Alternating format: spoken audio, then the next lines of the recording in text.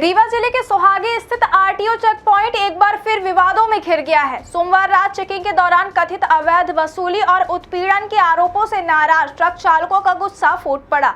इस दौरान एक ट्रक चालक गंभीर रूप से घायल हो गया, जिससे हाईवे पर अफरा तफरी मच गई। जानकारी के मुताबिक ट्रक चालकों का आरोप है कि आरटीओ कर्मचारियों ने उन्हें बिना किसी उचित कारण के रोका और मारपीट की।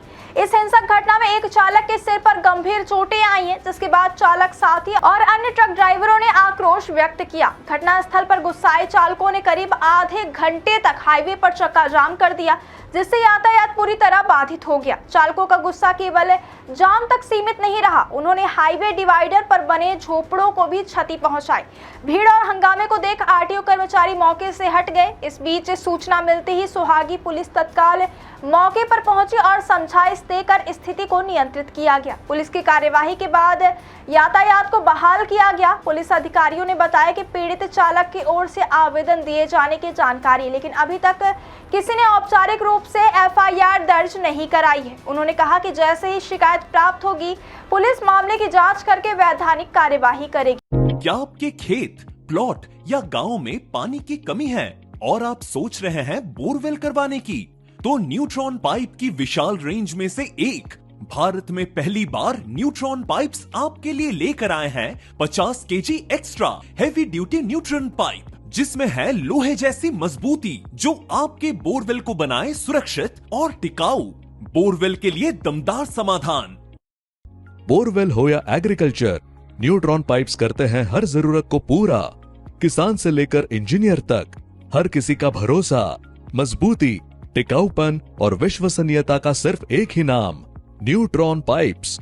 स्थानीय लोगों और ट्रक चालकों का कहना है कि सोहागी आरटीओ चेक पॉइंट पर यह पहला मामला नहीं है।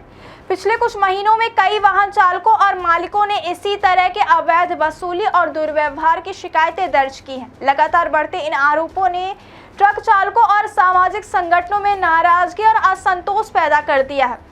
स्थानीय ट्रक संघों और सामाजिक संगठनों का आरोप है कि प्रशासनिक स्तर पर इस प्रकार की शिकायतों पर ठोस कार्यवाही नहीं की जा रही। इसका नतीजा यह है कि व्यवस्थाएं लगातार चुनौतीपूर्ण होती जा रही हैं और आम जनता और व्यवसायियों में विश्वास घट रहा है। संगठन लगातार प्रशासन से मांग कर रहे हैं कि आरटीओ चेकिंग प्रक्रिया पारदर्शी और निष्पक्ष बनाई जाए, ताकि अवैध वसूली और उत्पीड़न की घटनाएं समाप्त हो। इस घटना ने यह सवाल भी उठाया कि क्या आरटीओ जैसे संवेदनशील विभाग में कर्मचारियों की निगरानी पर्याप्त है।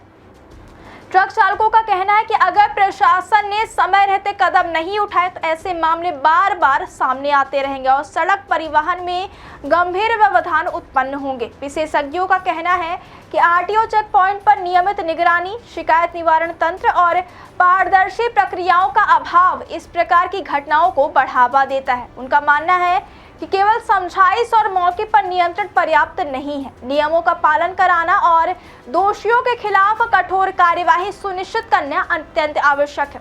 इस घटना ने स्थानीय प्रशासन की कार्यप्रणाली पर भी सवाल खड़ा कर दिया है। आम जनता, वाहन चालकों और सामाजिक संगठनों का कहना है कि जब तक प्रशासन पूरी पारदर्शिता और जवाबदेही के साथ काम नहीं करेगा, तब तक आरटीओ चेकिंग के दौरान उत्पीड़न और अवैध वसूली की घटनाएं जारी रहेंगी।